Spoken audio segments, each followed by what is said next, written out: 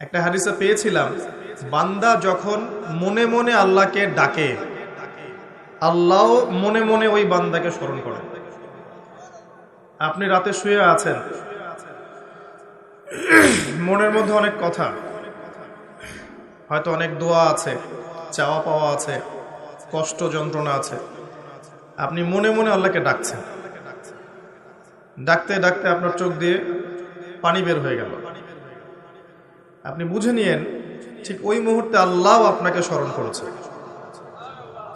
এবং আল্লাহ আমাদের খুব কাছে আছেন। ওয়াইদা সাআলাকা ইবাদি আন্নী ফাইন্নী করিব। নবী বলে দাও, তোমাকে যখন আমার বান্দারা আমার সম্পর্কে জিজ্ঞেস করে, বলে দাও যে আমি খুব কাছে আছি। উজিবু দাওয়াতাদ দাঈ ইযা দাআন। দোয়াকারী যখন আমাকে ডাকে, আমি তার দোয়া শুনি। আল্লাহ আমাদের খুব কাছে আছে। কত কাছে? যদি আপনি মনে মনে আল্লাহকে স্মরণ করেন, আল্লাহ মনে মনে আপনাকে স্মরণ করবেন। যদি আপনি একটা সমাবেশের মধ্যে আল্লাহকে স্মরণ করেন, আল্লাহ এর চেয়ে উত্তম সমাবেশে আমাদের কথা স্মরণ করবেন। আল্লাহ পাক এত কাছে আছেন যে প্রত্যেক রাতের শেষ অংশে আল্লাহ পাক প্রথম আকাশে নেমে আসা। আল্লাহর নেমে আসাটা কেমন সেটা আমরা ব্যাখ্যা করতে পারবো না। এটা ব্যাখ্যা করার জ্ঞান যোগ্যতা কোনোটাই আমাদের নেই।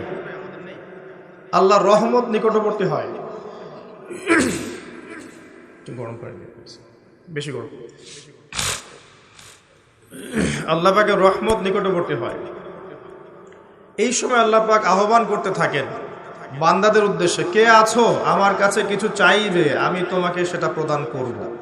কে আছো আমার কাছে কিছু দোয়া করবে, আমি তোমার দোয়া শ্রবণ করব। কে আছো আমার কাছে ক্ষমা চাইবে, আমি তোমাকে মাফ করে দেব। প্রত্যেক রাতের শেষ অংশে আল্লাহ রাব্বুল আলামিন এইভাবে আহ্বান করতে থাকেন ফজর পর্যন্ত। আর এই সময়টা দেখবেন আমরা হয় ঘুমে কাটাই, অথবা ফেসবুক, অথবা ইউটিউব, অথবা